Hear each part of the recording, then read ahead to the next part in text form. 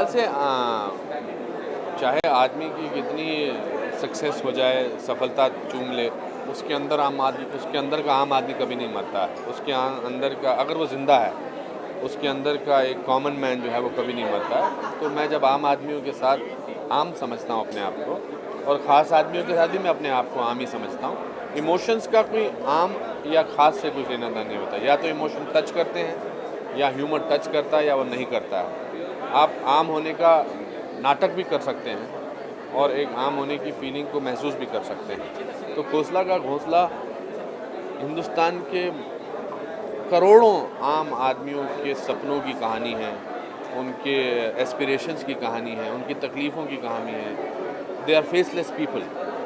सड़क पर चलने वाला जो आदमी है वो उसको कोई पहचानता नहीं है। खोसला जैसे हम बहुत सारे लोग हिंदुस्तान के अलग अलग शहरों में, छोटे छोटे शहरों में, कस्बों में देखते होंगे। उनके ज़िंदगी में, उनकी आंखों में न जाने कितने सपने होंगे। तो उसका जो चित्रण है पर्दे पर, मुझे लगता है बहुत बखूबी और बहुत सादगी से और बहुत खूबसूरती से। ज़रूरी नहीं है इस फिल्म को सिर्फ कॉमेडी के पॉइंट ऑफ व्यू देखा जाए। इसमें बहुत सारे, मैंने पहली बार आज फिल्म देखी, बहुत सारी जगह पर मेरे आँख में आंसू भी आए थे। मुझे लगा कि ऐसे कितनी ज़्यादा बेचारगी का एहसास होता है एक कॉमन आदमी को, एक आम आदमी को, जब उसकी सिचुएशन ऐसी हो जाती है जैसी खोसला का घोंसला। अगर मिस्टर खोसला की बात,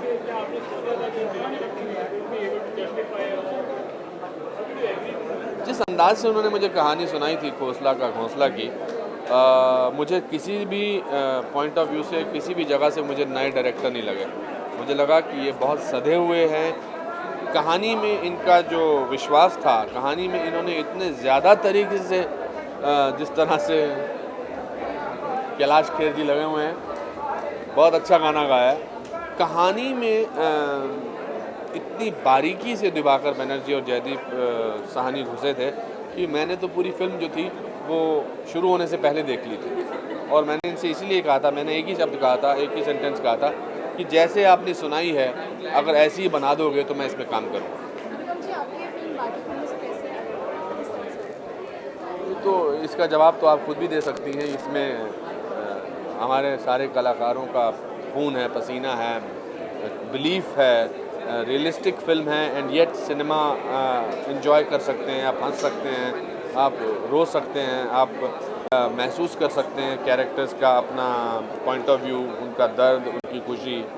तो बहुत सारी फिल्मों में ऐसा नहीं होता।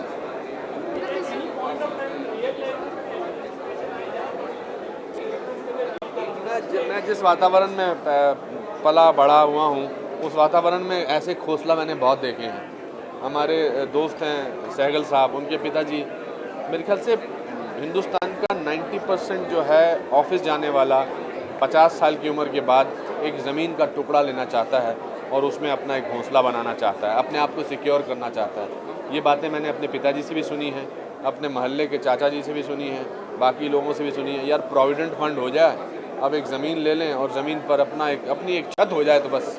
तो ये ऐसे कैरेक्टर मैंने बहुत देखे हैं। दैट इज़ वाई इस फिल्म का आइडेंटिफिकेशन जो है मुझे लगता है काफ़ी ज़्यादा होगा नज़र।